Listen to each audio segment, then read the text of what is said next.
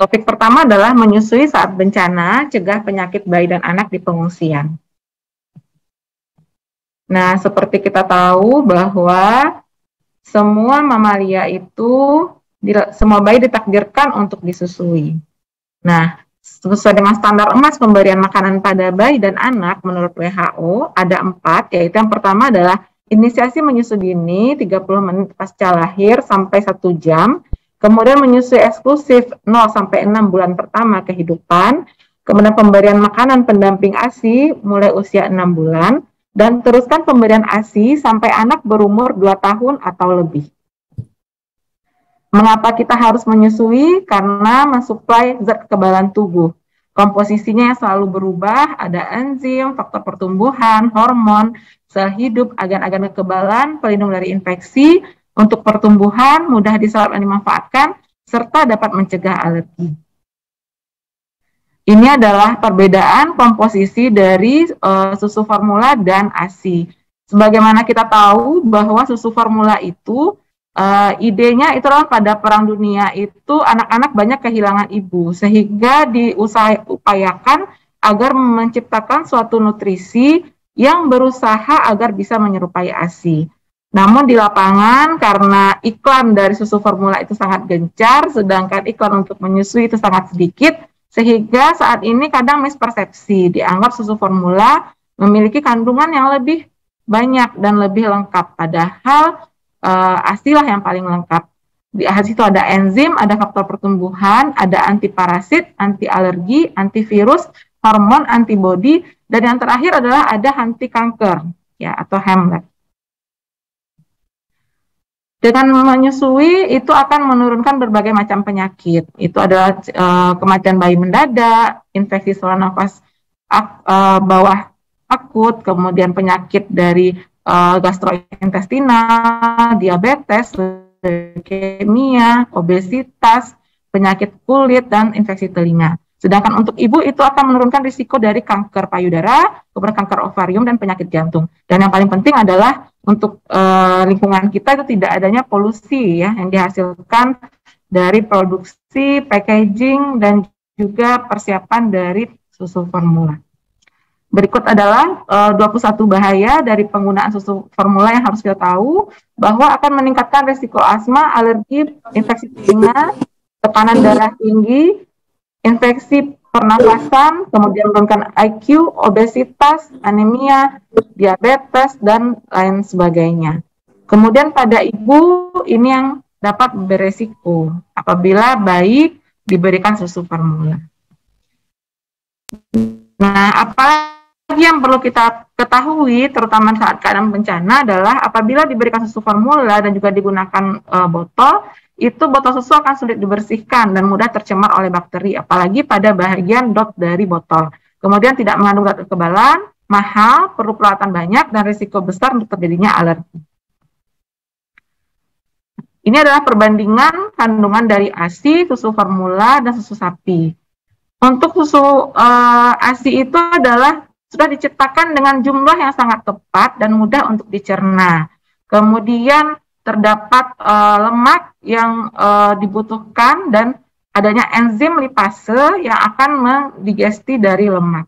Kemudian ada laktosa yang sangat dibutuhkan untuk perkembangan dari otak. Kemudian ada vitamin dan mineral, ada imunoglobulin atau antibodi, ada laktoferin, ada lisozim yang bisa menghancurkan dinding dari sel bakteri, dan adanya faktor pertumbuhan.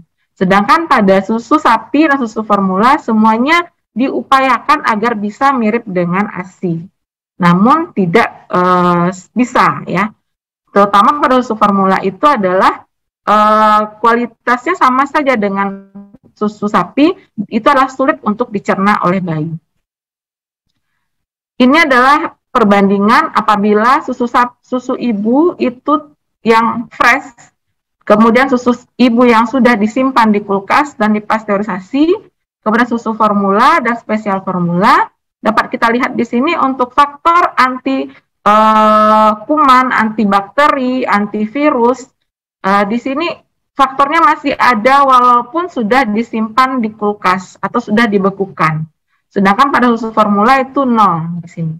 Sedangkan kalau ASI-nya ASI segar itu 100%, masih ada zat-zat yang dibutuhkan untuk melawan dari virus seperti CMV, rubella, kemudian enzim yang dapat merusak dinding sel bakteri, ya, kemudian enzim lipase juga untuk merusak dari virus atau amplop virus. Nah, ini harus kita ingat-ingat sehingga kita di lapangan bisa memberikan pemahaman kepada ibu-ibu untuk terus memberikan ASI.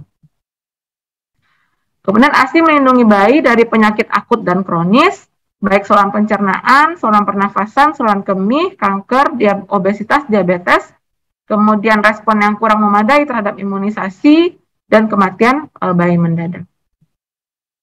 Nah, yang terkait dengan kondisi gempa adalah manfaat psikologis menyusui. Itu mengembangkan hubungan yang erat dan penuh kasih sayang antara ibu dan bayi. Kemudian mengurangi stres dan kegelisahan, karena waktu menyusui, itu hormon oksitosin ibu akan mengalir, yang disebut dengan hormon cinta, sehingga akan menurunkan ketegangan yang ada pada ibu. Kemudian menciptakan rasa tenang dan positif pada ibu dan bayi, kemudian melindungi bayi hingga dewasa, mengurangi risiko menarik diri, gelisah, depresi, psikosomatik, gangguan perhatian, gangguan cara berpikir, kesulitan bersosialisasi, penyimpanan perilaku, dan tingkah laku yang agresif. Nah, terkait bencana, berikut adalah beberapa penyakit menular dan potensi wabah yang harus kita waspadai. Yang pertama adalah penyakit infeksi yang ditularkan melalui air dan makanan, seperti menyebabkan diare. Nah, ini 40% menyebabkan kematian. Kemudian hepatitis A yang juga menyebar secara feko oral. Kemudian risiko infeksi saluran pernafasan akut. Ini berkontribusi 20% terhadap kematian anak di bawah 5 tahun. Kemudian meningitis dan risiko penyakit akibat luka dan trauma.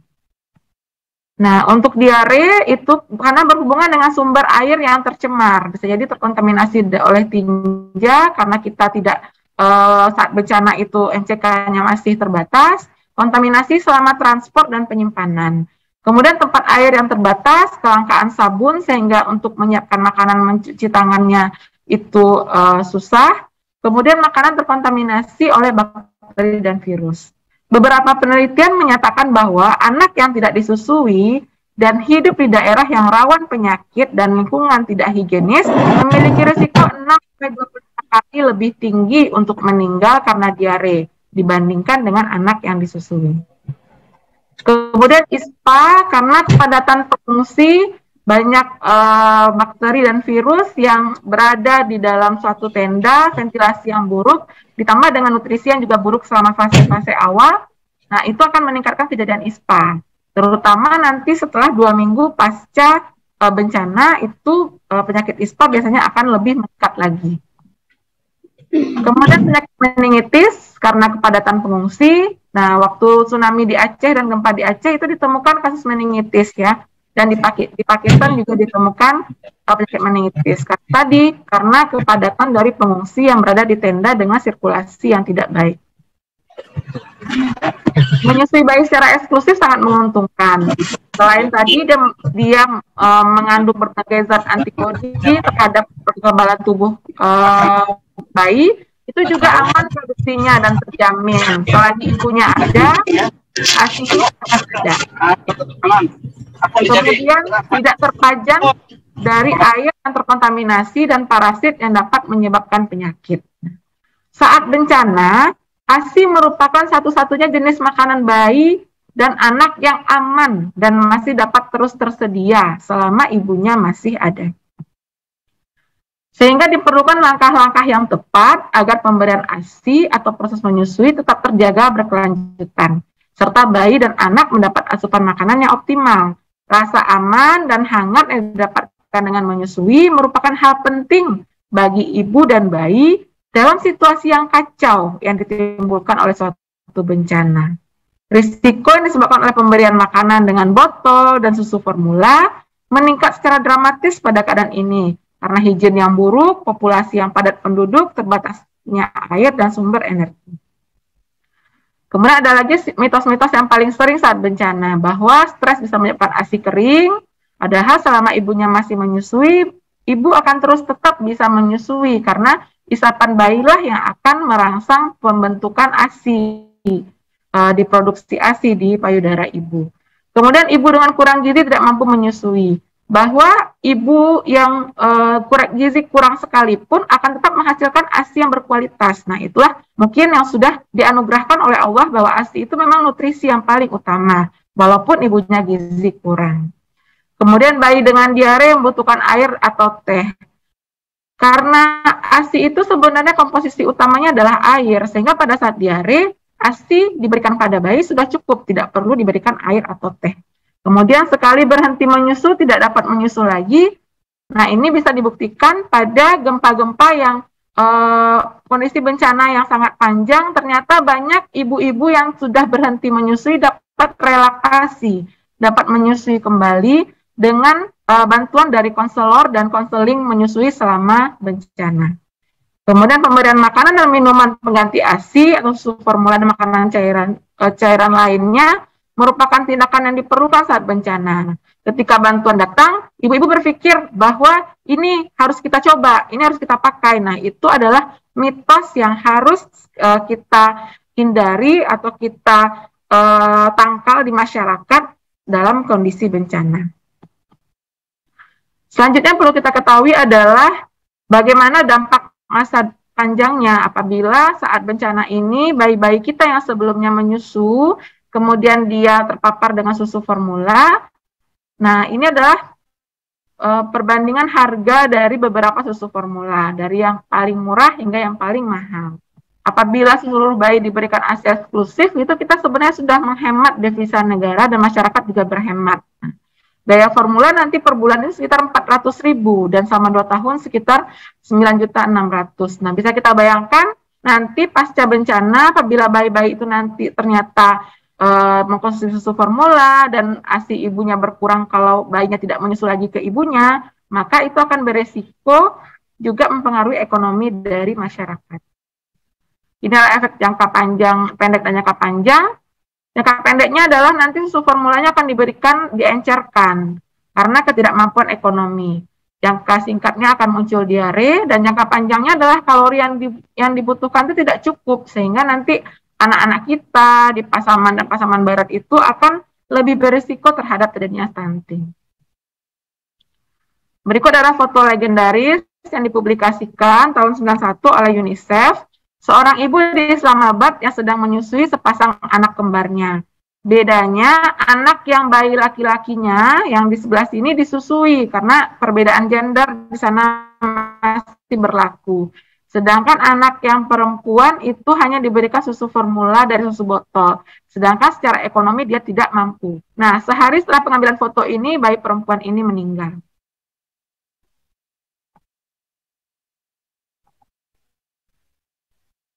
Dukung ibu menyusui, cegah penyakit pada bayi dan anak di pengungsian. Investasi jangka panjang Indonesia yang sehat dan berdaya saing tinggi. Nah, itu saja mungkin materi yang pertama yang dapat saya sampaikan.